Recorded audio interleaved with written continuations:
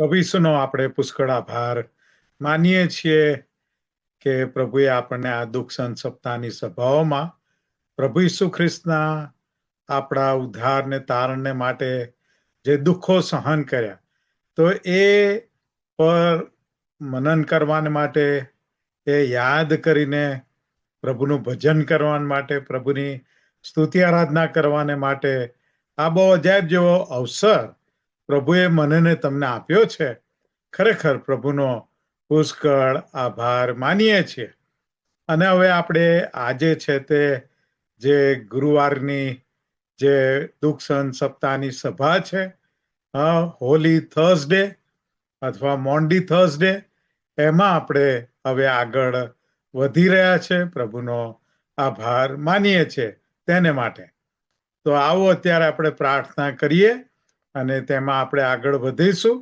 આવો આપણા મસ્તકો નમાવીએ, આપણી આંખો બંધ કરીએ અને પ્રાર્થના કરીએ અને પ્રભુની સહાય ને મદદ આ સભાને માટે આપણે માગી લઈએ. અમારા સર્વશક્તિમાન, અમારા જીવતા ઈશ્વર પિતા, ખરેખર અમે અંતઃકરણથી તમારી સ્તુતિ કરીએ છીએ, તમારો આભાર માનીએ છીએ કે પ્રભુ તમારા વગર પ્રભુ અમને કોણ બચાવત? હા પ્રભુ, અમારો કોણ ઉદ્ધાર કરત? અમને કોણ છુટકારો આપત? અમારા પાપોની અમને માફી કોણ આપત? હા પ્રભુ, તમે અમારા ઉદ્ધારને માટે અને અમને અનંત જીવન મળે માટે પ્રભુ તમે વધસ્તંભ ઉપર તમારું અમૂલ્ય લોહી વેવડાવ્યો અને પ્રભુ તમે અમારે સારું અમારા પાપોના પ્રાયશ્ચિતને માટે પ્રભુ તમારો પ્રાણ પ્રભુ તમે રેડી દીધો. હા પ્રભુ, અમે આભાર માનીએ છીએ, તમારી સ્તુતિ કરીએ છીએ ને આભાર માનીએ છીએ પ્રભુ કે પ્રભુ આ 2025 ની અંદર પ્રભુ ઈસુ ખ્રિસ્તના એક દુઃખ સહન સપ્તાહના આ 5મા દિવસે પ્રભુ અમે આવી પહોંચ્યા છીએ અને પ્રભુ તમે અમને લાવ્યા છો એમાં. એને માટે અમે અંતઃકરણથી પ્રભુ તમારો પુષ્કળ પુષ્કળ આભાર માનીએ છીએ, તમારી સ્તુતિ કરીએ છીએ. અને પ્રભુ અમે સર્વ પ્રભુ આ સભાને માટે અમારા જીવનો તમારા હાથોમાં સોંપીએ છીએ. પ્રભુ પવિત્ર આત્મા દેવ, તમે મારી સાથે વ્યવહાર કરો અને પ્રભુ આ પવિત્ર ગુરુવારનો તમારો આશીર્વાદ અમને દરેકને આપો. ઈસુને નામે માંગીએ છીએ, આમેન, આમેન. તો પ્રભુનો પુષ્કળ આભાર માનીએ છીએ આજના દિવસને માટે. અને પ્રભુ ઈસુએ ત્યાં યોહાનની સુવાર્તા 13મો અધ્યાય અને તેની 34મી કલમની અંદર પ્રભુએ આપણને એક બહુ અજાયબ જેવી નવી આજ્ઞા એમના તરફથી આપી. એ આપણે વાંચીએ. યોહાનની સુવાર્તા 13મો અધ્યાય અને 34મી કલમ. જો તમે એકબીજા પર પ્રેમ રાખો છો તો સર્વ માણસો જાણશે કે તમે મારા શિષ્ય છો. અને 34મી કલમ હવે હું વાંચીશ. હું તમને નવી આજ્ઞા આપું છું કે તમે એકબીજા પર પ્રેમ રાખો. જેવો મેં તમારા પર પ્રેમ રાખ્યો તેવો તમે પણ એકબીજા પર પ્રેમ રાખો. હું એક નવી આજ્ઞા હું તમને આપું છું. અને પ્રભુ ઈસુએ આ શબ્દો એ ગુરુવારના આ પવિત્ર ગુરુવારના દિવસે કયા હતા. અને આ પવિત્ર ગુરુવાર એ મોન્ડી થર્સડે તરીકે પણ ઓળખાય છે. મોન્ડી એ લેટિન ભાષાની અંદર મોન્ડી એટલે કમાન્ડમેન્ટ. અને આ હોલી થર્સડેના પ્રભુએ એક નવી કમાન્ડમેન્ટ આપી, નવી આજ્ઞા આપી, જે યોહાન 13 અને 34. હું તમને નવી આજ્ઞા આપું છું કે તમે એકબીજા પર પ્રેમ રાખો. જેવો મેં તમારા પર પ્રેમ રાખ્યો છે, જેવો મેં તમારા પર પ્રેમ રાખ્યો છે તેવો તમે એકબીજા પર પ્રેમ રાખો. હા, એવો પ્રેમ જેવો પ્રભુ ઈસુએ કર્યો મારા ને તમારા પર, એવો જ પ્રેમ આપણે એકબીજા ઉપર, વિશ્વાસીઓ ઉપર પ્રેમ કરવાની પુષ્કળ જરૂર છે. એ પ્રભુની એ નવી અને અજાયબ જેવી આજ્ઞા છે. અને એને કારણે જ આ પવિત્ર ગુરુવારને મોન્ડી થર્સડે કહેવામાં આવે છે. મોન્ડી એટલે કમાન્ડમેન્ટ, આજ્ઞા, જે પ્રભુ ઈસુએ ગુરુવારે આપી, એ પ્રભુ ઈસુએ આપેલી નવી આજ્ઞા છે કે એમણે જેવો પ્રેમ આપણા પર કર્યો એ તેવો પ્રેમ આપણે એકબીજા પર કરીએ. સાથે સાથે આ દિવસે પ્રભુ ઈસુએ છેલ્લું ભોજન પોતાના શિષ્યોની સાથે કર્યું હતું. અને એ દિવસે પ્રભુ ઈસુએ તે વાસણ લીધું મોટું દઈને, તેમાં પાણી ભર્યું, પોતાની કમરે ટુવાલ બાંધ્યો અને પ્રભુ ઈસુએ સર્વ શિષ્યોના પગ ધોયા. અને પગ ધોયા પછી તેમણે આ પ્રમાણે ફરીથી આજ્ઞા આપી. ત્યાં યોહાનની સુવાર્તા તેનો 13મો અધ્યાય 13મી કલમ, તમે મને ગુરુ તથા પ્રભુ કહો છો, એ તમે ખરું જ કહો છો, કેમ કે હું એ જ છું. અને 14મી કલમ, માટે મેં પ્રભુએ તથા ગુરુએ જો તમારા પગ ધોયા તો તમારે પણ એકબીજાના પગ ધોવા જોઈએ. કેમ કે જેવું મેં તમને કર્યું તેવું તમે પણ કરો, એ માટે મેં તમને નમૂનો આપ્યો છે. વાલાઓ, જ્યારે આજે આપણે હોલી થર્સડે, પવિત્ર ગુરુવાર ઉજવીએ છીએ, ત્યારે બહુ જ ગંભીર અને પવિત્ર ગુરુવાર છે. અને વાલાઓ, એને આપણે પૂરી ગંભીરતાથી લઈએ, આ સભાને પણ પૂરી ગંભીરતાથી લઈએ અને તેમાં આગળ વધીએ. કારણ કે પ્રભુ ઈસુએ આ ગુરુવારની સાંજે શિષ્યોની સાથે એ પાસખાનું ભોજન કરતા તેને પ્રભુ ઈસુએ પ્રભુ ભોજનમાં ફેરવી નાખ્યું. હોલી કમ્યુનિયન, ઈશ્વર સાથેના પવિત્ર અંગત સંબંધમાં અને સંગતમાં આપણે તે દ્વારા પ્રવેશ કરી શકીએ. અને એટલે એને હોલી કમ્યુનિયન. હા, પ્રભુની મેજ ઉપર આપણે બેસવાને માટે લાયક થઈએ છીએ અને પ્રભુની સાથે એ પ્રભુ ભોજન પાળવાને માટે પ્રભુએ આપણને પસંદ કર્યા. ખરેખર પ્રભુની સ્તુતિ થાય.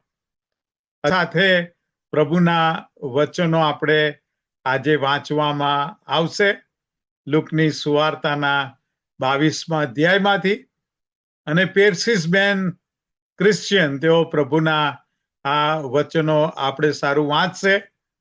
બહુ વર્ષો જૂની એમની સાથેની અમારી ઓળખાણ છે, સાથે એમની સાથેની મિત્રતા છે. અને પ્રભુનો આભાર માનીએ છીએ કે પ્રભુએ પેર્સિસબેનને બહુ જુદી જુદી રીતે, અજાયબ રીતે પ્રભુની સેવામાં વાપર્યા છે અને આજે પણ વાપરે છે. અને પ્રભુનો આભાર માનીએ છીએ એમના જીવનને માટે. અને આજે તેઓ પ્રભુનું વચન આપણા માટે વાંચવાના છે. અને ત્યારબાદ આપણે જે સંદેશો છે, જે પ્યાલો પ્રભુ ઈસુએ પીધો, એ સંદેશામાં આપણે આગળ વધીશું. May God bless you and God be with you. અને પ્રભુ તમને પુષ્કળ પુષ્કળ અજાયબ જેવા આશીર્વાદો અને आशीष આપે. क्रिस्त ने 2000 साल पहले क्रूस पे अपना लहू बहाया था, वो बहुत कीमती है। उसके अंतर्गत ये गीत पेश करने जा रहा हूं। उसका शब्द है, तेरा लहू बड़ा कीमती है प्रभु, तेरा लहू बड़ा कीमती है प्रभु। પ્રભુના વચનો સાંભળીએ. નવા કરારમાં લુકની લખેલી સુવાર્તા 22મો અધ્યાય 39થી 46મી કલમ. બહાર નીકળીને તે પોતાની રીત પ્રમાણે જૈતુન પહાડ પર ગયો. શિષ્યો પણ તેની પાછળ પાછળ ગયા. તે ઠેકાણે આવ્યો ત્યારે તેણે તેઓને કહ્યું કે પ્રાર્થના કરો કે તમે પરીક્ષામાં ન પડો. આશરે પથ્થર ફેંકાય તેટલે છેટે તે તેઓથી દૂર ગયો અને ઘૂંટણ ટેકવીને તેણે પ્રાર્થના કરીને કહ્યું કે હે બાપ, જો તારી ઈચ્છા હોય તો આ પ્યાલો મારાથી દૂર કર, તો પણ મારી ઈચ્છા પ્રમાણે નહીં પણ તારી ઈચ્છા પ્રમાણે થાવ. આકાશમાંથી એક દૂત તેને બળ આપતો દેખાયો. તેણે કષ્ટ સાથે વિશેષ આગ્રહથી પ્રાર્થના કરી અને તેનો પરસેવો ભોંય પર પડતા લોહીના ટીપા જેવો થયો. પ્રાર્થના કરીને ઉઠ્યા પછી તે પોતાના શિષ્ય પાસે પાછો આવ્યો. ત્યારે તેણે તેઓને શોકને લીધે ઊંઘેલા દીઠા. તેણે તેઓને કહ્યું કે કેમ ઊંઘો છો? ઉઠીને પ્રાર્થના કરો કે તમે પરીક્ષામાં ન પડો. આ પ્રભુના વચનો છે. આમેન.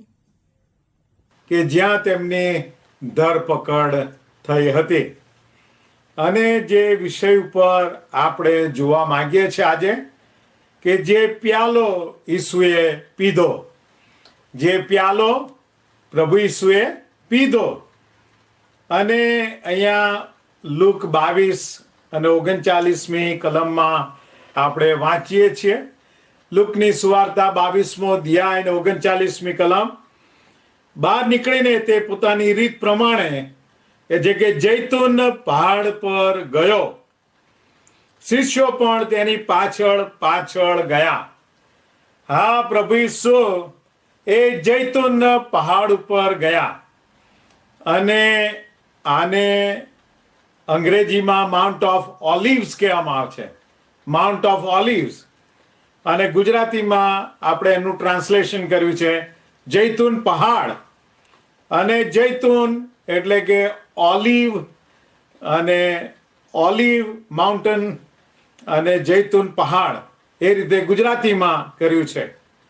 અને આપણે જાણીએ છીએ કે જ્યારે નૂહ પોતાના વાણમાં હતો, બધા પ્રાણીઓને પક્ષીઓને લઈને, અને ભયંકર પાપને કારણે માણસની ભૂંડાઈ અને દુષ્ટતાને લીધે આખી પૃથ્વી પર જળ પ્રલય આવેલો. અને ત્યારબાદ 40 દિવસ 40 રાત તેઓ ત્યાં વાણની અંદર હતા. અને પછી પાણી ઓસર્યા કે નહીં એની વાટ જોતા હતા. અને ત્યાં ઉત્પત્તિનું પુસ્તક 8મો અધ્યાય અને 11મી કલમની અંદર આપણે વાંચીએ છીએ કે ત્યાં નૂએ બારી ખોલીને એક કબૂતરને, એટલે એક ડવ, એને બહાર મોકલ્યું. અને કહે છે કે એ કબૂતર ગયું, આમ તેમ ઉડ્યું, ચારે તરફ ફર્યું અને કે જે પોતાની ચાંચમાં એ જૈત વૃક્ષનું એ પાતરું અથવા એક ડાળખું લઈને એ પાછું આવ્યું. કે જેથી નૂહને માલુમ પડે, એની સાથેના લોકોને માલુમ પડે. અને એ જૈત વૃક્ષનું પાંદડું દર્શાવતું હતું કે હવે જે પાપના વિનાશના પાણી હતા તે ઓસરી રહ્યા હતા અને હવે શાંતિ ફરી આ પૃથ્વી ઉપર સ્થપાઈ રહી હતી. અને એટલે જે ઓલિવ છે, જૈતુન, એ શાંતિનું પ્રતીક છે. અને પ્રભુ ઈસુ વારંવાર આ જૈતુન પહાડ ઉપર ગેથસેમાની બાગમાં જતા હતા. જે ગેથસેમાની બાગ હતો તે આ જૈતુન પહાડ ઉપર હતો. અને ત્યાં 39મી કલમ કે જે બહાર નીકળીને તે પોતાની રીત પ્રમાણે, એટલે કે એ ટેવ પડી ગયેલી રીત હતી કે ત્યાં ગેથસેમાની બાગમાં જવું, આ એ જૈતુન પહાડ ઉપર જવું, અને વારંવાર ત્યાં જતા હતા એમ બાઇબલ કહે છે. યોહાનની સુવાર્તા 18મો અધ્યાયની 2જી કલમ કહે છે, યોહાન 18:2, કેમ કે ઈસુ પોતાના શિષ્યોની સાથે ઘણી વાર ત્યાં જતા હતા કે છે.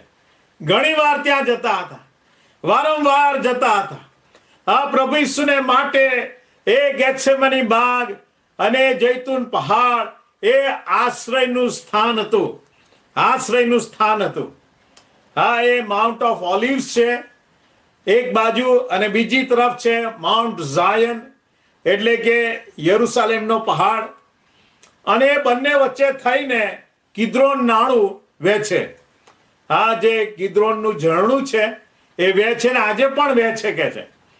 અને આપણે જાણીએ છીએ રાજાઓના પુસ્તકમાંથી કે એલિયાએ જાહેર કરેલું અને એને પ્રબોધવાણી કરેલી ઈશ્વરના કહેવા પ્રમાણે કે હવે 3.5 વર્ષ સુધી વરસાદ વરસશે નહીં, કારણ કે આહાબ અને ઇઝબેલ અને એ લોકોના એડમિનિસ્ટ્રેશન નીચે, એમના વહીવટ નીચે, એમના રાજ્યમાં ભયંકર પાપ અને મૂર્તિ પૂજા અને ઈશ્વરથી લોકોને વિમુખ ફેરવી દેવાની બધી ચળવળ ચાલતી હતી. અને ત્યારે આ એલિયાને નાસી જવું પડેલું, કારણ કે આહાબ અને એના માણસો એને મારી નાખવાને શોધતા હતા. અને ત્યારે ઈશ્વરે એને કહે છે કે કિદ્રોન નાળા પાસે એને સંતાડેલો.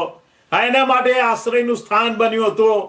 અને એ કાગડા કે છે કે સવારે ને સાંજે રોટલી ને માંસ લઈને આવતા હતા અને એને ખાવાનું પૂરું પાડતા હતા, અને કિદ્રોન નાળામાંથી એ પાણી પીતો હતો. અને એ જ રીતે આ નવા કરારની અંદર પ્રભુ ઈસુ એ આ જૈતુન પહાડ ઉપર આ ગેથસેમાની બાગ, અને ત્યાં એમને માટે એ જગ્યા આશ્રય સ્થાન સમાન હતી કે જ્યાં તેઓ વારંવાર જતા હતા અને પ્રાર્થનામાં સમય ગાળતા હતા. અને ત્યાં એકાંતમાં ઈશ્વર પિતાની સાથે સંગત માણતા હતા, વાતચીત કરતા હતા, પ્રાર્થના કરતા હતા. અને ઘણીવાર શિષ્યો એમની સાથે ત્યાં જતા હતા. હા, આખો વખત ઘણી બધી સેવાઓ કરે, લોકોના ટોળે ટોળા એમની આસપાસ હોય, પણ જ્યારે એમને એકાંતનો પ્રાર્થનાનો સમય જોઈએ ત્યારે આ જગ્યાએ તેઓ ચાલ્યા જતા હતા. અને એટલે એમની રીત હતી કે વારંવાર ત્યાં જવું. અને જ્યારે પામ સન્ડેના દિવસે પ્રભુ ઈસુ એ બેથાનીમાં ગયા હતા, અને બેથાનીમાંથી એ ત્યાં એ બેથાની ગામમાંથી પેલા ગધેડાનું વછેરું એ ખજૂરીના રવિવારને માટે, પામ સન્ડેને માટે એ બેથનીમાંથી લીધેલું. અને એ ત્યાંથી છોડી લાવેલા. અને આ બેથાની ત્યાં જૈતુન પહાડની પાસે આવેલું ગામ છે.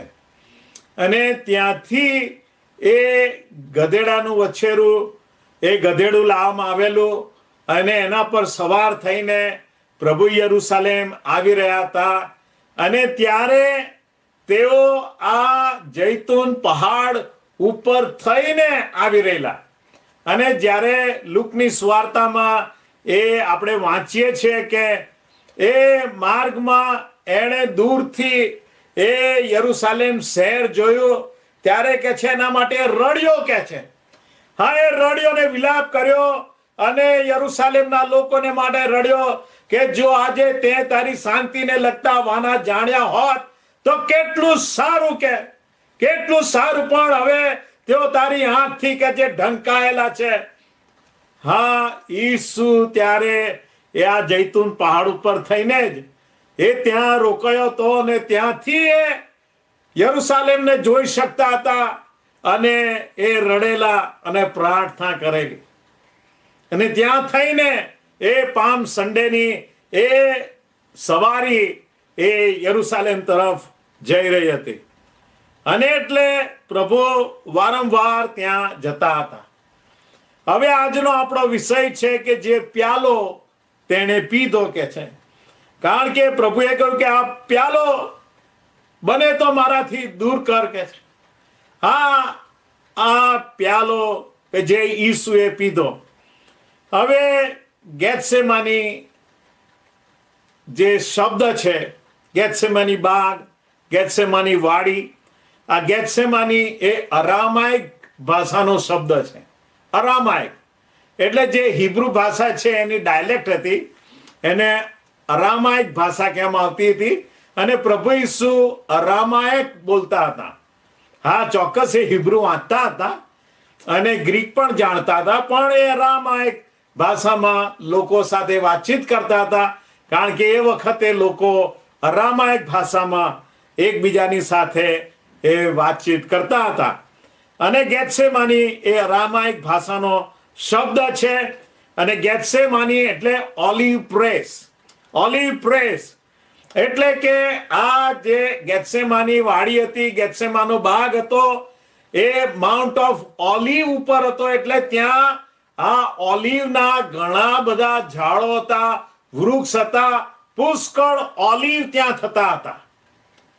અને એટલે પછી એ ઓલિવ ત્યાં એકઠા કરવામાં આવે, એ ઓલિવ ઝાડના ફળ, ઓલિવ, અને ત્યાં યંત્રો હતા, ઓલિવને પીલવાના યંત્રો હતા. અને એ યંત્રોની અંદર એ ભયંકર દબાણ સાથે, પ્રેશર સાથે એ ઓલિવને પીલવામાં આવે. એટલે બહુ જ કિંમતી એવું ઓલિવ ઓઇલ, ઓલિવ તેલ એ કાઢવામાં આવતું હતું. અને આ ગેથસેમાની બાગમાં એ ગયો. એ છેલ્લું ભોજન લીધા પછી વાલા મિત્રો ફરીથી બાપની સાથે પ્રાર્થનામાં સમય ગાળવાને માટે શિષ્યોને લઈને ગયો. અને સૌથી પહેલી બાબત કે ત્યાં એ વેદના ભરી પ્રાર્થનાનો પ્યાલો ઊંચો કરે છે. એ વેદનાનો પ્યાલો ઊંચો કરે છે. એ કષ્ટ ભર્યો પ્યાલો એ ત્યાં ઊંચો કરે છે. ગેથસેમાની બાગની અંદર, એટલે ઓલિવ પ્રેસ કે જ્યાં ઓલિવ કચરવામાં આવે સખત રીતે અને એનું તેલ કાઢવામાં આવે, એ જ રીતે પ્રભુ ઈસુનો આત્મા કચરવામાં આવી રહેલો. એનો આત્મા ભીસાઈ રહેલો, પીલાઈ રહેલો, કારણ કે એ જાણતો હતો કે હવે કેવા ભયંકર દુઃખો અને મુશ્કેલીઓ એના પર આવી પડવાના છે. અને એટલે એ બહુ સખત રીતે માનસિક ટેન્શન નીચે, માનસિક તણાવ નીચે, ભયંકર દબાણ નીચે એ પ્રભુ ઈસુ પીલાઈ રહ્યા હતા. માનસિક ત્રાસ નીચે તેનો આત્મા કચરવામાં આવી રહ્યો હતો. અને યશાયા 53મો અધ્યાય અને 11મી કલમ કે છે, યશાયા 53:11, તે પોતાના આત્માના કષ્ટનું ફળ, તે પોતાના આત્માના કષ્ટનું ફળ જોઈને સંતોષ પામશે. એનો આત્મા કષ્ટ પામતો હતો, એ વેદનાનો પ્યાલો પીતો હતો, એનો આત્મા કચરવામાં આવી રહ્યો હતો. અને પ્રભુ ઈસુ પોકારી ઉઠ્યા. માર્કની લખેલી સુવાર્તા 14મો અધ્યાય 33 થી 36મી કલમ, માર્ક 14:33 થી 36, તે પોતાની સાથે પિતર યાકૂબ તથા યોહાનને લઈને જાય છે. અને તે બહુ અકળાવા તથા ઉદાસ થવા લાગ્યો. કે છે બહુ અકળાઈ રહેલો, બહુ ઉદાસ ને બહુ દુઃખી. 34મી કલમ, પછી તે તેઓને કહે છે, મારો જીવ મરવા જેવો અતિ શોકાતુર છે. કે છે મરવા જેવો અતિ શોકાતુર છે, અહીં રહીને જાગતા રહો. 35મી કલમ, થોડે આગળ જઈને તેણે ભોંય પર પડીને પ્રાર્થના કરી કે જો બની શકે તો આ ઘડી મારાથી દૂર કરો. કે આ ઘડી કે જે મારાથી દૂર કરો. તેણે કહ્યું કે આબા બાપ, તારાથી બધું થઈ શકે છે, આ પ્યાલો મારાથી દૂર કરજે, તો પણ મારી ઈચ્છા પ્રમાણે નહીં, પણ તારી ઈચ્છા પ્રમાણે થાવ કે છે, તમારી ઈચ્છા પ્રમાણે થાવ. હા, એ ઘડી એટલી બધી કપરી હતી કે છે કે આ પ્યાલો મારાથી પસાર થવા દો કે છે.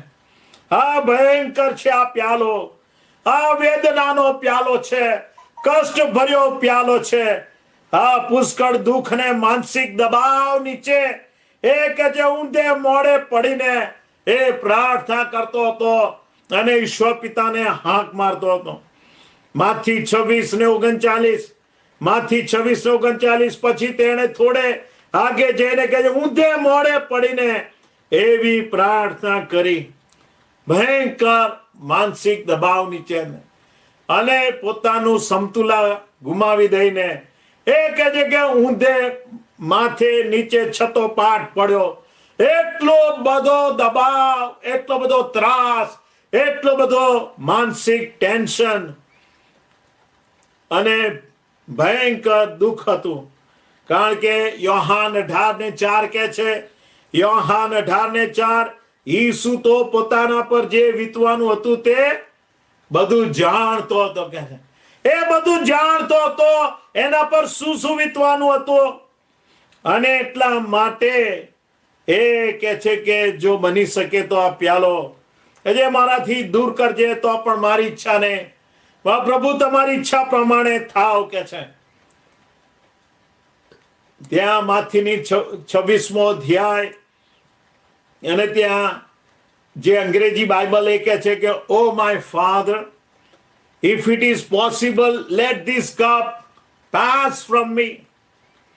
આ પ્યાલો એટલો ભયંકર હતો અને ભયંકર છે ઓ ઈશ્વર પિતા, તો બની શકે તો કોઈ રીતે એને કોઈ જુદી રીતે કે કોઈ બીજી રીતે તમે એને પસાર થવા દો, એમ એ પ્રાર્થના કરે છે ને હાંક મારે છે. પણ સાથે સાથે એ પોતે એમ પણ કહે છે કે મારા જીવનની અગ્રિમતા, the top priority of my life, આ મારા જીવનની અગ્રિમતા એ તો બાપની ઈચ્છા પૂરી કરવાનું છે કે છે. હા, મારા બાપનું કાર્ય કરવાનું છે અને એને પૂરું કરવાનું છે, એ મારી ટોપ પ્રાયોરિટી છે, એ મારા જીવનની સર્વોચ્ચ અગ્રિમતા છે કે. અને આપણે જાણીએ છીએ લુકની લખેલી સુવાર્તા 2 અધ્યાય ને 49મી કલમ, લુક 2:49, અને ત્યાં આપણે જોઈએ છે કે પ્રભુ ઈસુ હજુ 12 વર્ષના જ હતા, બાળ ઈસુ હતા, અને એ મંદિરમાં, યરુશલેમના મંદિરમાં પાછળ રહી ગયા હતા. અને યુસફ અને મરિયમ તેઓ તો આખા ટોળા સાથે એ ચાલી નીકળેલા, અને એમને ખબર નહોતી. જ્યારે એમને ખબર પડી કે ઈસુ એમની સાથે નથી, ત્યારે એ લોકો પ્રભુ ઈસુને શોધતા શોધતા, બાળ ઈસુને શોધતા શોધતા એ પાછા ગયા. અને પાછા ગયા ત્યારે પ્રભુ ઈસુ એમને ત્યાં મંદિરમાં મળ્યા, બધા સ્કોલરોની વચ્ચે અને ધર્મગુરુઓની વચ્ચે. અને મરિયમે કહ્યું કે ઈસુ, અમે તમને શોધતા શોધતા આવ્યા છે. અને ત્યારે પ્રભુ ઈસુએ જવાબ આપ્યો. તેણે કહ્યું કે તમે શા માટે મારી શોધ કરી? કે તમે શા માટે મારી શોધ કરી? શું તમે જાણતા નહોતા કે મારા બાપને ત્યાં મારે હોવું જોઈએ કે છે? મારે હોવું જોઈએ મારા બાપને ત્યાં. હા, બાપની ઈચ્છા પૂરી કરવાનો ને મારા બાપે સોંપેલું કાર્ય પૂરું કરવાનો એ કે મારા જીવનની સર્વોચ્ચ અગ્રિમતા છે. એ 12 વર્ષના હતા ત્યારથી જ એમના મન ઉપર આ વાત સવાર હતી કે જે કામને માટે ઈશ્વર પિતાએ મને મોકલ્યો છે એ મારે પૂર્ણ કરવાનું છે. આ મારી ઈચ્છા નહીં, પણ ઈશ્વર પિતા તમારી ઈચ્છા પ્રમાણે થાવ કે છે. યોહાનની સુવાર્તા 4 અધ્યાય ને 34મી કલમ, યોહાન 4 ને 34.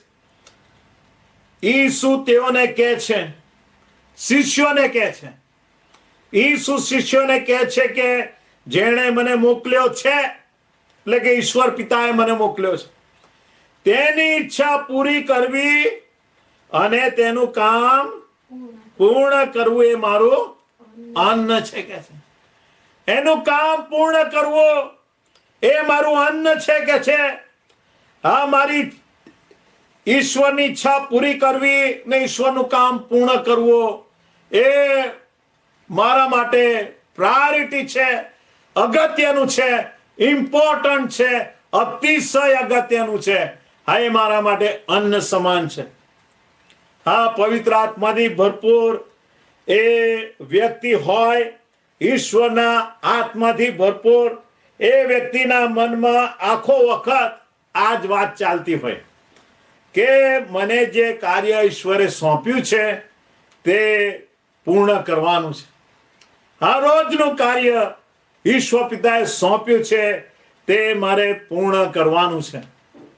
છેલ્લા 30 વર્ષથી યોહાન 4 ને 34 એ કલમ એ મારી પ્રાર્થના બની ગઈ છે. આ રોજ સવારે મારો દિવસ આ રીતે જ શરૂ થાય છે કે હે ઈશ્વર પિતા, હે પ્રભુ ઈસુ, તમારી ઈચ્છા પૂરી કરવીને તમારું કામ પૂર્ણ કરવું એ મારું અન્ન છે. છેલ્લા 30 વર્ષથી વાલા મિત્રો એ જ વાત મારા મગજમાં ઘુમરાયા કરે કે બાપનું કામ, ઈશ્વર પિતાનું કામ, પ્રભુએ સોંપેલું કામ, જે સેવાને માટે એને મને તેડ્યો છે ને બોલાવ્યો છે, એ મારે રોજ પૂર્ણ કરવાનો.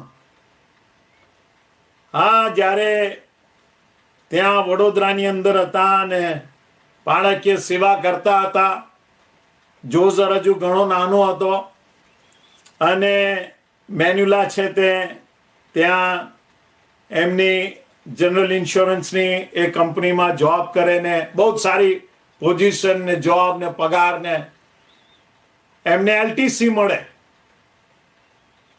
અને જેઓ સરકારી નોકરીઓ કરી છે એમને ખબર છે કે એલટીસી શું હોય છે, કે એ લોકોને એ લાભ મળે છે કે જે દ્વારા એ લોકો બધે ફરવા જઈ શકે, ટૂરો પર જઈ શકે. એ એલટીસી ને એટલા પૈસા મળે કે પ્લેનની ટિકિટ લઈ શકે, સારામાં સારી હોટલોમાં રહી શકે અને બધે ફરવા જઈ શકે. અને જ્યારે વેકેશન પડે, રજાઓ પડે, ત્યારે એમના ઓફિસમાંથી કેટલાય બધા લોકો દૂર દૂર આખા ભારતમાં ને પરદેશમાં બધા ટૂરો પર જતા હોય. અને મેન્યુલા મને કે આપણે ના જઈ શકીએ, પણ વેકેશન આવે કે રજાઓ પડે ઇન્ડિયાની અંદર એ પહેલા તો મારા બધા જ ટાઈમ ટેબલ ભરાઈ ગયા હોય.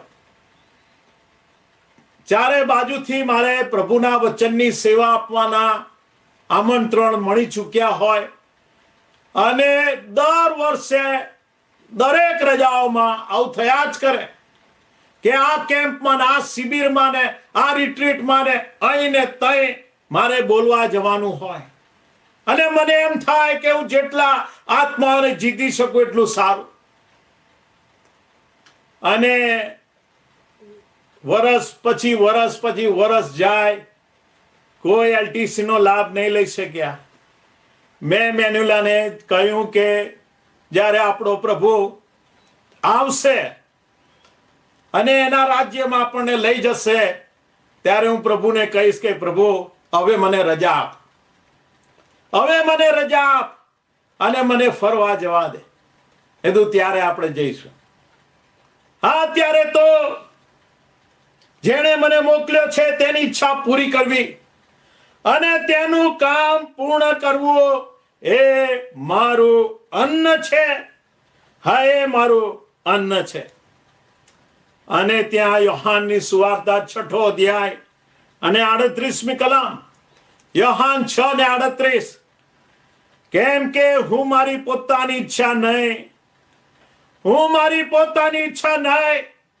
પણ જેણે મને મોકલ્યો છે તેની ઈચ્છા પૂરી કરવાને આકાશથી ઉતર્યો છું કે છે, આકાશથી ઉતર્યો છું.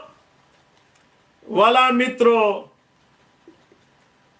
પાપને માટે મરણ પામવું, પોતાનું લોહી વેવડાવવું, દેવનો હલવાન બનીને બલિદાન થઈ જવું, એ ઈશ્વરની ઈચ્છા પૂર્ણ કરવી, એ જ કે છે કે મારું મકસદ છે અને મારો જીવનનો ધ્યેય છે. હા, પાપીઓનો ઉદ્ધારના માટે મરણ પામવા કે હું આવ્યો છું કે છે. યોહાન 19:30, યોહાન 19:30 માટે ઈસુએ સરકો લીધો, વધસ્તંભ પર હતો, પછી કહ્યું કે સંપૂર્ણ થયું. હા, ઈશ્વરનું કામ ક્યાં પૂર્ણ થયું? વધસ્તંભ પર. હા, સંપૂર્ણ થયું ને માથું નમાવીને તેણે પ્રાણ છોડ્યો કે છે. હા, ઈસુ જગતના મંડાણ ગાવથી એ વિંધાયેલું હલવાન, હા, એ મારી નંખાયેલું હલવાન હતું અને એ કાર્ય કરવાને માટે બાપે એને મોકલ્યો હતો. હા, એ મારી નંખાયેલું હલવાન.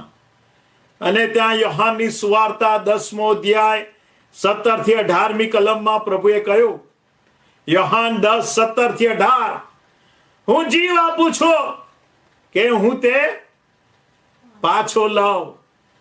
હું જીવ આપું છું કે છે કે હું તે પાછો લાવ. 18મી કલમ, કોઈ મારી પાસેથી તે લેતો નથી, પણ હું મારી પોતાની મેળે તે આપું છું. તે આપવાનો મને અધિકાર છે અને તે પાછો લેવાનો પણ મને અધિકાર છે. એ આજ્ઞા મારા બાપ તરફથી મને આપવામાં આવી છે કે જે હું જાતે જ, હું પોતે જ વધસ્તંભ પર જઈ રહ્યો છું મારો જીવ આપવાને માટે. હા, મારો જીવ આપવાને માટે. અને એટલા માટે એ વેદના ભર્યો, કષ્ટ ભર્યો એ પ્યાલો ભયંકર હતો. એને કેવી રીતે પી શકાય? હા, કે અને કોઈ બીજી રીતે આપણે કંઈક એનો રસ્તો કાઢીએ કે એને બીજી રીતે પસાર કરીએ, પણ કે મારી ઈચ્છા નહીં, હે ઈશ્વર પિતા, તમારી ઈચ્છા પ્રમાણે થાવ. કેટલું અદ્ભુત અને કેટલું અજાયબ જેવું. બીજી બાબત કે આ પ્યાલો પાપનો પ્યાલો હતો. આ પ્યાલો પાપનો પ્યાલો હતો. આખી માનવ જાતના પાપથી ભરેલો પ્યાલો હતો. પાપની કડવાશથી ભરેલો પ્યાલો હતો. ઈસુ તો ઈશ્વર હતા અને ઈશ્વર તરીકે એ ખૂબ જ પવિત્ર હતા અને શુદ્ધ હતા. એ કેવી રીતે પાપને પી શકે, પાપને સાખી શકે? પણ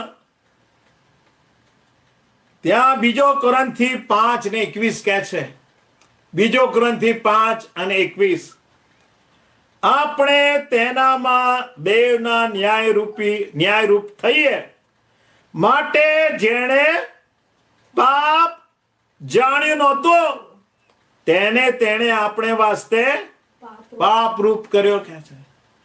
જેણે પાપ કદી જાણ્યું નહોતું, એ મારા ને તમારા પાપનો પ્યાલો, એ કડવો પ્યાલો પી જઈને એ પાપની અસરો ભોગવે. હા, એ પાપરૂપ થાય. એ કેવી રીતે એવો પાપનો એ કડવો પ્યાલો પી શકે કે જે કદી પાપ જ નહોતું કર્યું? હા, જે ખૂબ જ પવિત્ર અને શુદ્ધ અને નિર્દોષ હતો. 1 પિતર 2 અધ્યાય 22 થી 24, 1 પિતર 2 અધ્યાય 22 થી 24. હા, એને માટે આ પાપનો પ્યાલો મારા ને તમારા ને આખી માનવ જાતના, આખી દુનિયાના પાપનો પ્યાલો પીવો એ જરૂરી હતો. તો જ આપણું તારણ થાય અને તો જ આપણે ન્યાયી ઠરીએ. એ પાપનું ઝેર એને પીવું જ પડે. 22મી કલમ, તેણે કંઈ પાપ કર્યું નહીં અને તેના મોંમાંથી કદી કંઈ કપટ માલુમ પડ્યું નહીં કે છે. તેણે કંઈ પાપ કર્યું નહોતું કે છે. મોંમાંથી એક ખરાબ શબ્દ પણ નહીં, મોંમાંથી કદી કંઈ કપટ માલુમ પડ્યું નહીં. તેણે નિંદા સહન કરીને સામે નિંદા કરી નહીં, દુઃખો સહન કરીને ધમકી આપી નહીં, પણ અદલ ન્યાય કરનારને પોતાને સોંપી દીધો. લાકડા પર તેણે પોતે પોતાના શરીરમાં આપણા પાપ માથે લીધા. હા, વધસ્તંભ ઉપર પોતાના શરીરમાં એ પાપનો કડવો પ્યાલો પી ગયો હતો. મારા ને તમારા પાપ માથે લીધા, પોતાના શરીરમાં લીધા. વાલા મિત્રો, એ ગંધાતા પાપ, ભયંકર દુર્ગંધ માતા પાપ, એ પાપનો સડો, એ સડી રહેલા પાપ, આ એ ગંધાતા પાપ, દુર્ગંધ મારતા પાપ. હા, એ દુર્ગંધ મારતા પાપનો પ્યાલો કેમનો પીવાય? અંદરથી ભયંકર ગંધ આવે, દુર્ગંધ આવે, ભયંકર રીતે ગંધાય. એને કેવી રીતે હોઠોએ લગાડાય? બહુ જ આકરું, બહુ જ આકરું, બહુ જ કઠણ. પણ એ આપણા પાપનો કડવો પ્યાલો, ગંધાતો, દુર્ગંધ મારતો પ્યાલો એને પીવાનો. 2-3 વર્ષ પહેલા, મતલબ 2 વર્ષ પહેલા, મેન્યુલાએ જોઝરને કહ્યું કે એક કામ કર, તું તારી હોસ્પિટલમાં જ આજે તારા કાફેટેરિયામાંથી તું ખાઈ લેજે, કે તું ખાવાનું ખાઈ લેજે.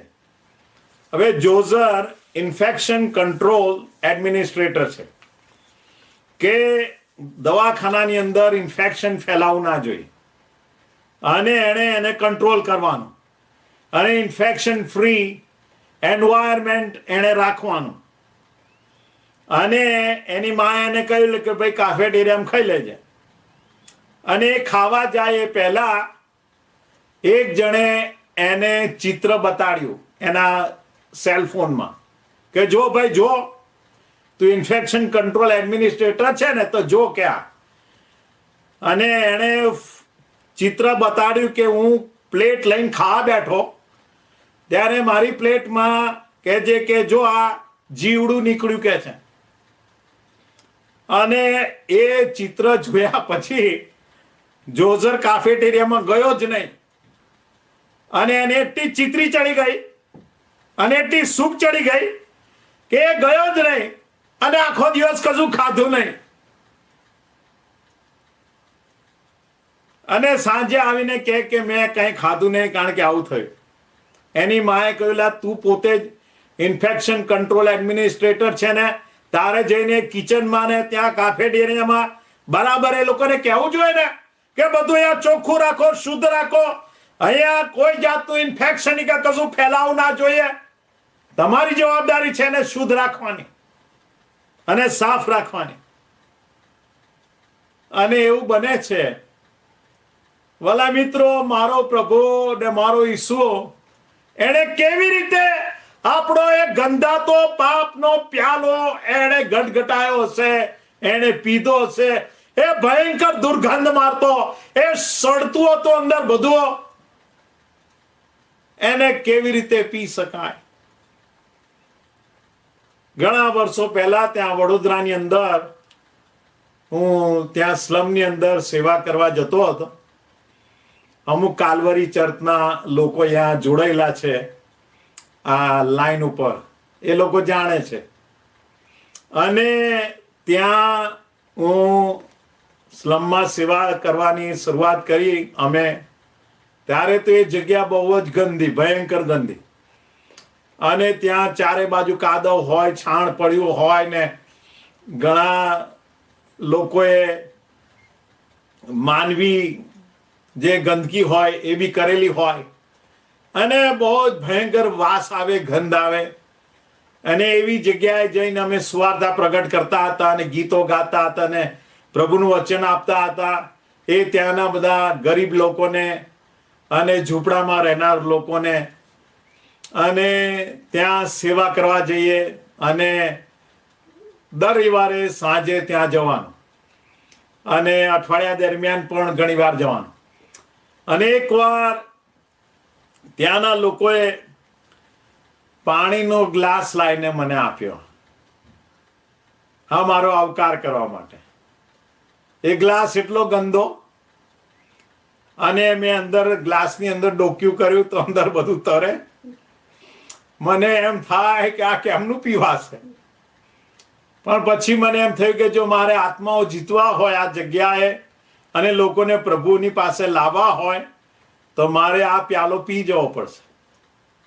અને આંખો બંધ કરીને હું પી ગયો.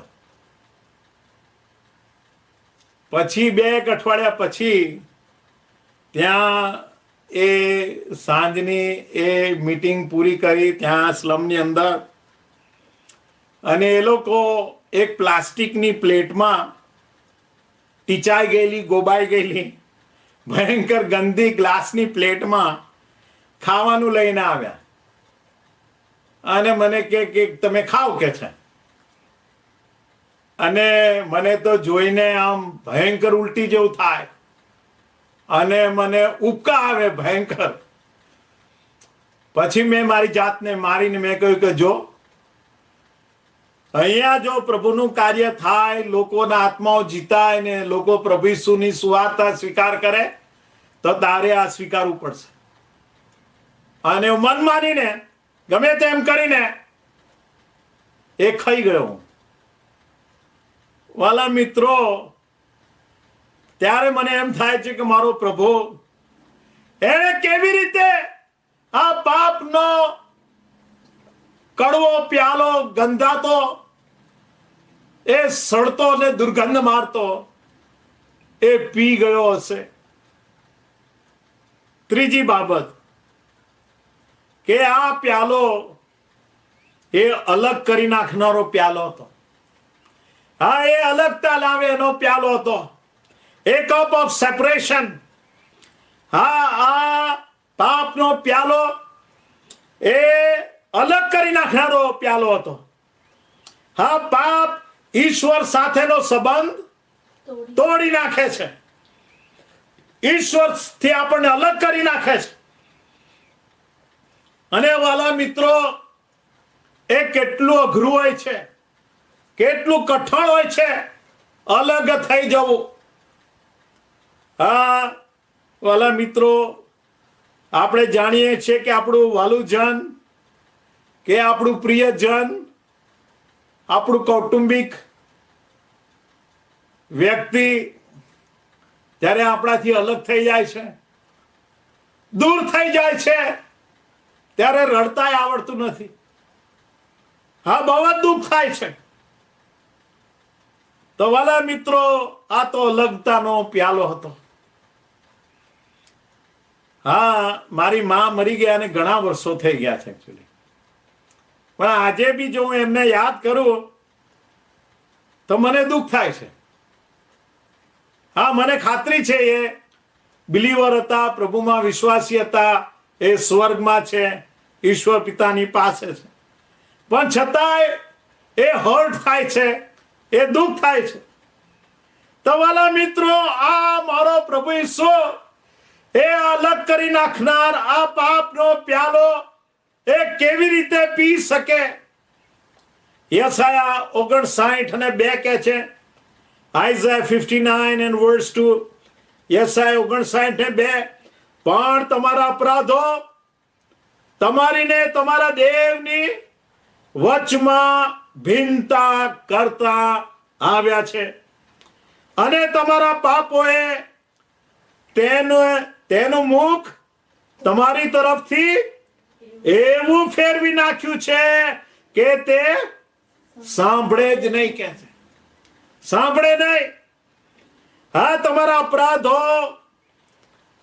એ તમારી ને તમારા દેહની વચમાં ભિન્નતા કરતા આવ્યા છે, અને તમારા પાપોએ તેનું મુખ તમારી તરફથી એવું ફેરવી નાખ્યું છે, ઈશ્વરનું મુખ એવું ફેરવી નાખ્યું છે કે ઈશ્વર તમારું સાંભળી શકે નહીં.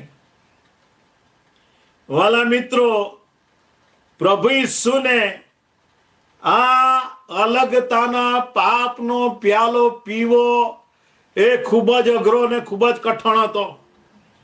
આ બાબત એમનાથી સહન ના થઈ શકે એવી હતી, ભયંકર રીતે સહન ના થઈ શકે એવી હતી, કારણ કે ઈશ્વર પિતા એમનું હંમેશા સાંભળતા જ હતા. હા, પ્રભુ ઈસુ નો સંબંધ ઈશ્વર પિતા સાથે કદી તૂટી ગયેલો નહીં, અને ઈશ્વર પિતા હંમેશા એ પ્રભુ ઈસુનું સાંભળતા.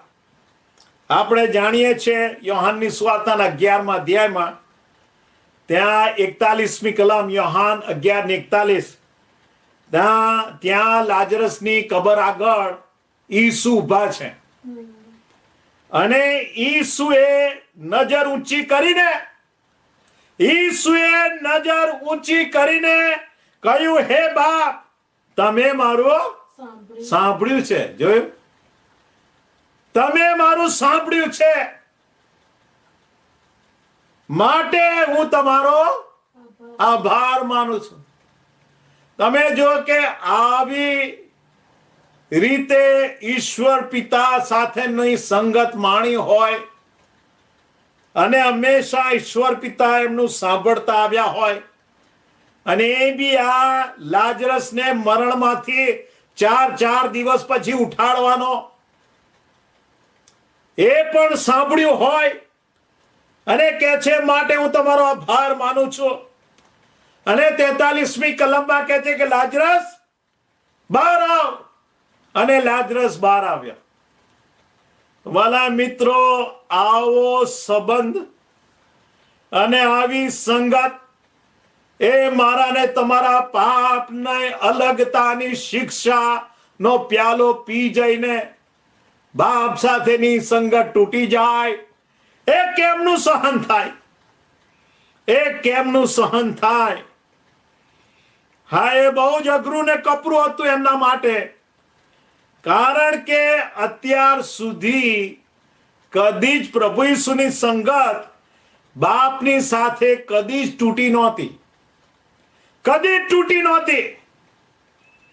હા, બહુ ગાઢ સંગત ને ગાઢ સંબંધ ઈશ્વર પિતા સાથે પ્રભુ ઈસુ માણતા હતા. અને હવે એવી ઘડી આવી ગઈ છે કે મારા ને તમારા પાપની અલગતાનો પ્યાલો પીને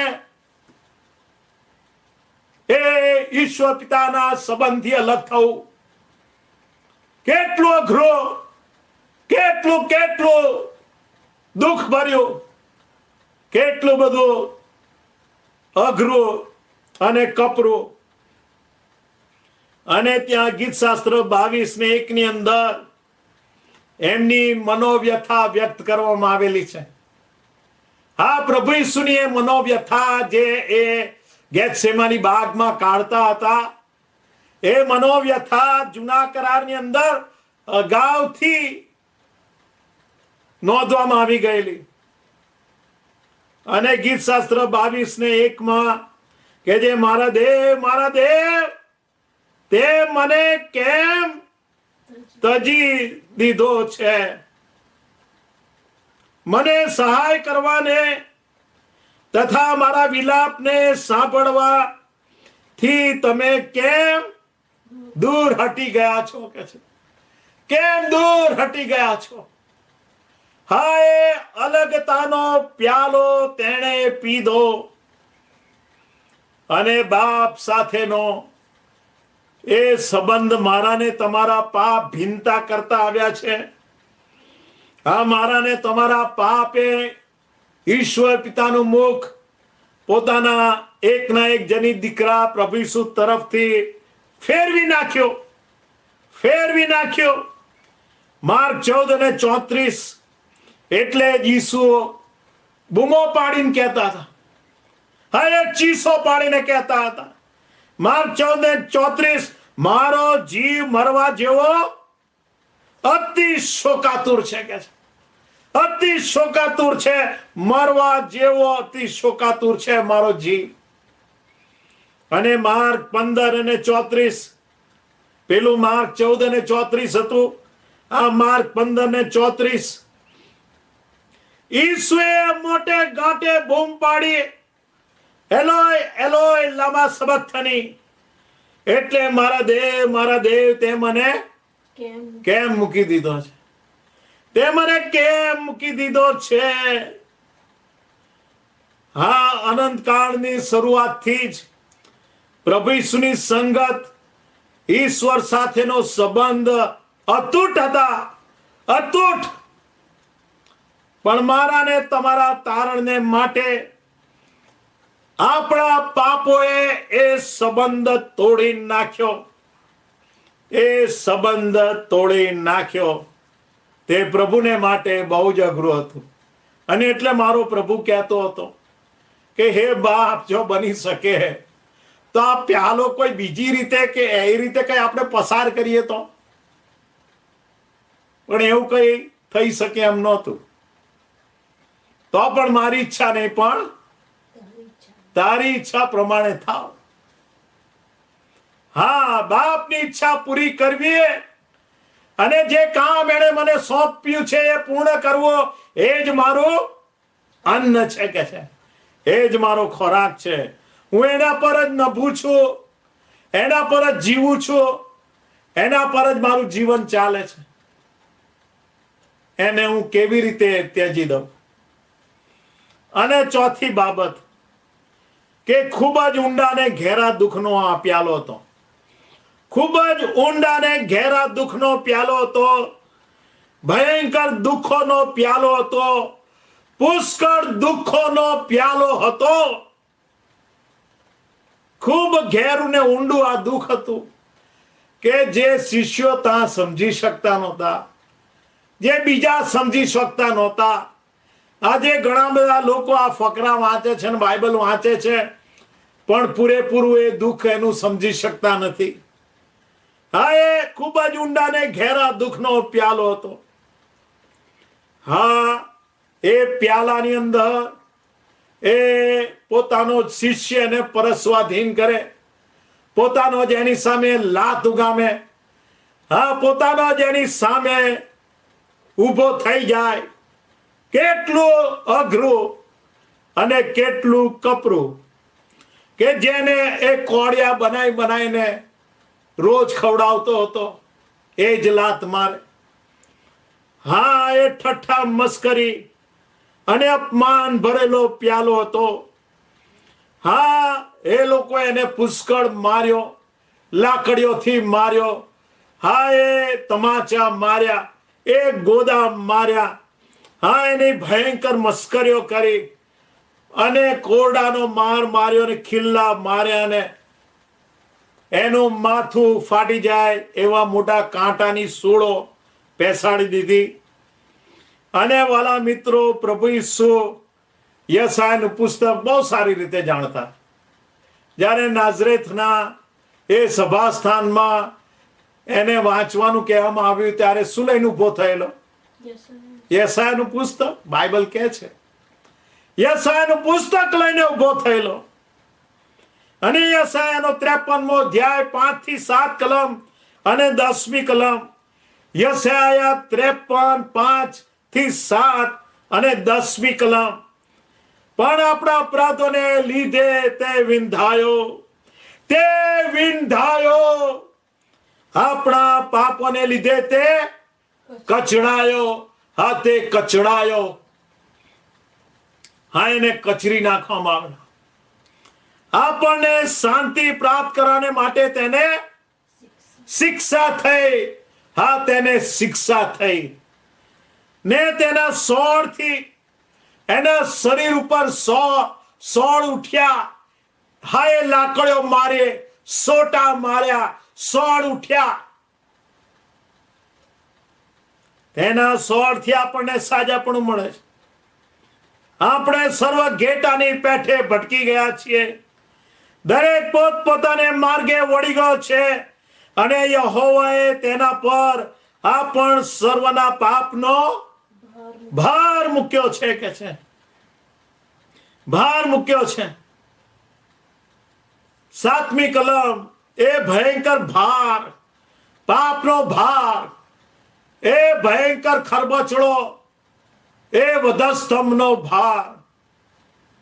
આજે નાનું લાકડાનું પાટિયું ઊંચકવું હોય ને તોય બહુ ભાર લાગે છે. એણે આટલો મોટો વધસ્તંભ ઊંચક્યો. 7મી કલમ તેના પર જુલમ ગુજારવામાં આવ્યો. હા, જુલમ ગુજારવામાં આવ્યો. હા, તેના પર બળજબરી કરવામાં આવી, બળજબરી. તો પણ તેણે નમ્ર થઈને પોતાનું મોં ઉઘાડ્યું નહીં. અને 10મી કલમ, તો પણ યહોવાની મરજી તેને કચરવાની હતી ને તેને દુઃખી કર્યો. તેના આત્માનો દોષાર્થાર પણ કે છે થશે. દોષાર્થાર પણ એટલે કે મારા ને તમારા ગુનાઓ અને આપણા દોષ નો પ્યાલો એ ઘટાઈ ગયો. હા, એ પી ગયો. આપણા અપરાધ અને આપણા ગુનાઓ અને આપણા દોષ નો પ્યાલો એણે પીધો. હા, મારા ને તમારા અપરાધ ને ગુના ને દોષ એણે પોતા પર વેઠ્યા, સહન કર્યા, લઈ લીધા. એણે લઈ લીધા. અને લુકની સુવાર્તા 22મો અધ્યાય ને 44મી કલમ કે છે, લુક 22:44, તેણે કષ્ટ સાથે વિશેષ આગ્રહથી પ્રાર્થના કરી અને તેનો પરસેવો ભોંય પર પડતા લોહીના ટીપા જેવો થયો. હા, લોહી પડતું હતું. એની ચામડી વાટે એ લોહી નીકળતું હતું. કારણ કે શરીરની અંદર અને ખાસ કરીને આમ કપાળ હોય ત્યાં જે બ્લડ કેપિલરીઝ હોય બહુ પાતળી હોય, બહુ થીન હોય. માનવી શરીરની અંદર ખૂબ જ પાતળી વેન્સ હોય છે અને એ તૂટવા લાગી. તમે જાણો છો, ઘણા લોકોની આંખોમાં તમે જોયું હોય, આંખની અંદર બહુ જ પાતળી વેન્સ હોય, બહુ થીન. આ માથાના વાળ કરતા થીન વેન્સ હોય. અને એમની એ વેન્સ જ્યારે બ્લીડ થાય ત્યારે એમની આંખો લાલ લાલ દેખાય. એ બ્લીડિંગ હોય છે એકચ્યુઅલી તો. હા, એ લાલ લાલ આંખો જોઈ છે વાલા મિત્રો. એ વેન્સ અંદર તૂટી જતી હોય.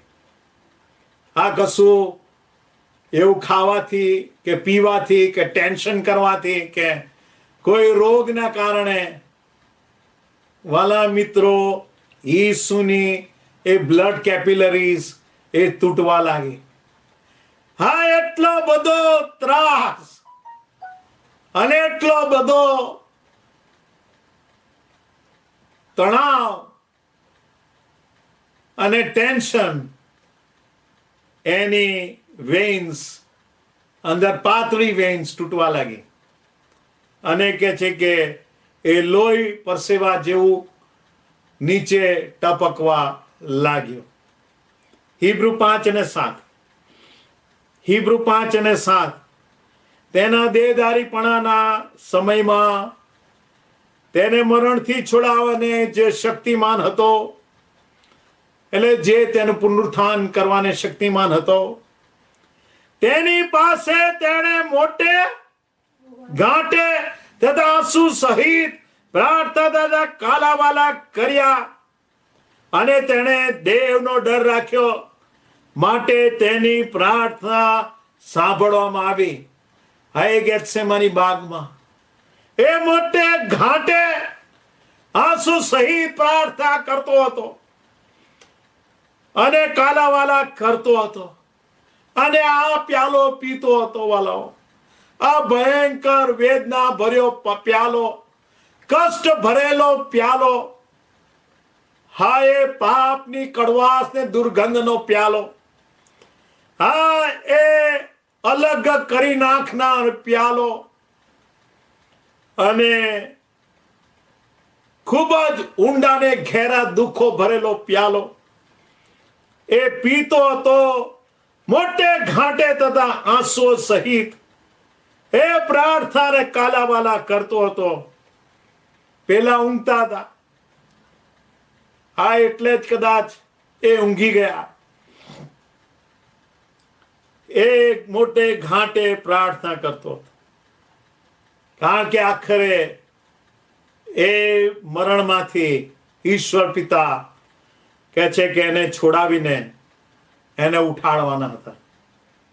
અને લુકની સુવાર્તા 22મો અધ્યાય 43મી કલમ, લુક 22 અને 43મી કલમ કહે છે કે આકાશમાંથી એક દૂત ઈસુને બળ આપતો દેખાયો.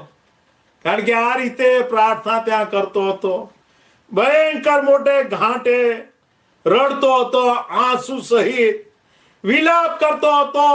એ મારા ને તમારા બદલે એ ભયંકર કડવો પ્યાલો પી રહ્યો હતો. અને ત્યારે દૂત મોકલવો પડ્યો. એ દૂત આવીને પ્રભુ ઈસુને બળ આપતો દેખાયો કે છે.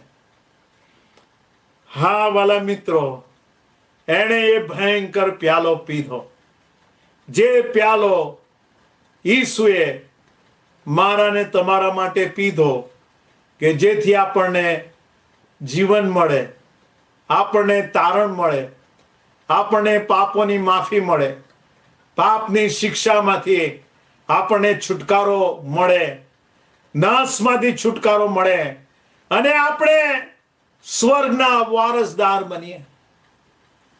વાલા મિત્રો, આજ જૈતુન પહાડ, જ્યાં ગેથસેમાની બાગ, એક ગેથસેમાની બાગ અને જગ્યા ઉપર પ્રભુ ઈસુને પુષ્કળ પ્રેમ છે. અને જ્યારે બીજી વાર આવી રહ્યો છે ત્યારે સીધો ક્યાં ઉતરવાનો છે?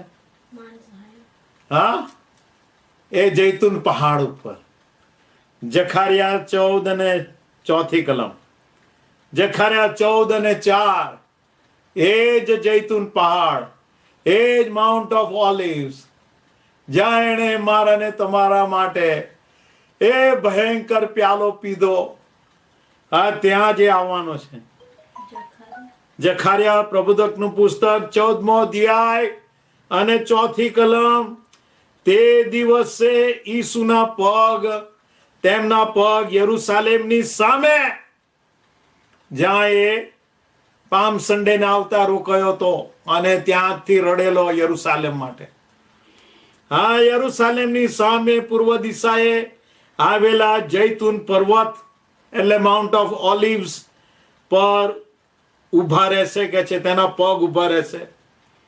તે જૈતુન પર્વત વચ્ચથી પૂર્વ તરફ અને પશ્ચિમ તરફ ફાટશે કે છે, જેથી મોટી ખીણ થઈ જશે, જેથી મોટી ખીણ થઈ જશે. કારણ કે એ યરુશાલેમને, ઇઝરાયલને, એના લોકોને પણ બચાવવા માટે આવી રહ્યો છે. અને આવશે ત્યારે ત્યાં આર્મેગેડોનના યુદ્ધની પરિસ્થિતિ હશે, અને એટલે એ પાછો ત્યાં જૈતુન પહાડ ઉપર જ ઉતરશે. કેટલું અજાયબ જેવું. જખારિયા 14 અને 4 બહુ ઊંડી કલમ છે, બહુ ઊંડો અભ્યાસ માગી લે. પણ અત્યારે આપણે હવે બંધ કરીએ, પ્રાર્થના કરીએ, આપણી આંખો બંધ કરીએ વલાઓ, અને વાલા મિત્રો પ્રાર્થના કરીએ આપણા હૃદયની અંદર.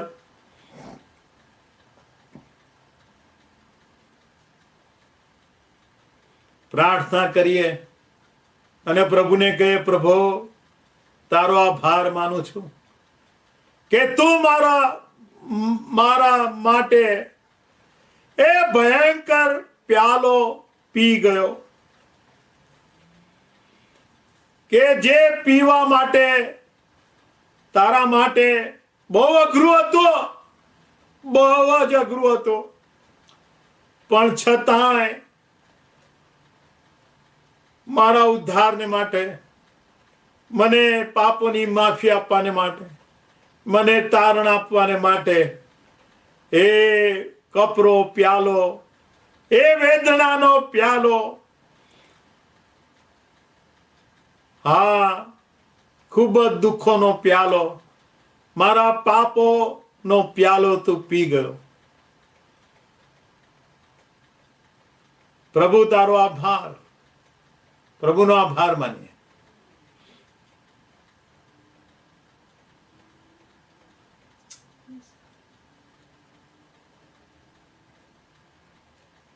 અમારા સર્વશક્તિમાન, અમારા જીવતા પ્રભુ, આભાર માનીએ છીએ પિતાજી કે પ્રભુ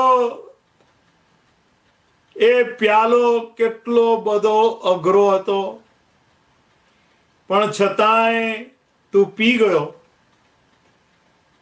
અને તે પીધો એટલે જ આજે અમે પ્રભુ ઈસુમાં નવું જીવન પામ્યા છીએ, પાપોની માફી પામ્યા છે, ઈશ્વર સાથેની સંગત પામ્યા છે, ઈશ્વર સાથેનું જીવન પામ્યા છે. પ્રભુ અમે આભાર માનીએ છીએ આ તમારા પવિત્ર વચનોને માટે. અને પ્રભુ એ વચનોને સમજવાને, આધીન થવાને માટે, અને હંમેશા તેને લીધે તમારો આભાર માનવાને માટે, તમારી સ્તુતિ કરવાને માટે તમે અમારી સહાય કરો. પ્રભુ અહીં અત્યારે અમારી સાથે જોડાયેલા દરેક વાલાઓને, એમના કુટુંબોને, બાળકોને, બાળક સાહેબને, એમના કુટુંબને, દરેકને તમારો પુષ્કળ આશીર્વાદ આપજો.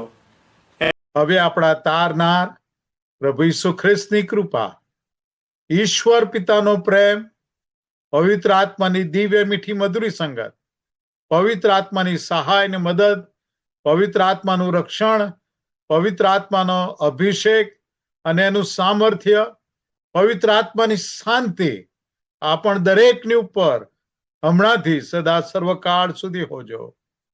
Amen, amen, amen. God bless you. God bless you all. Take care. Bye-bye.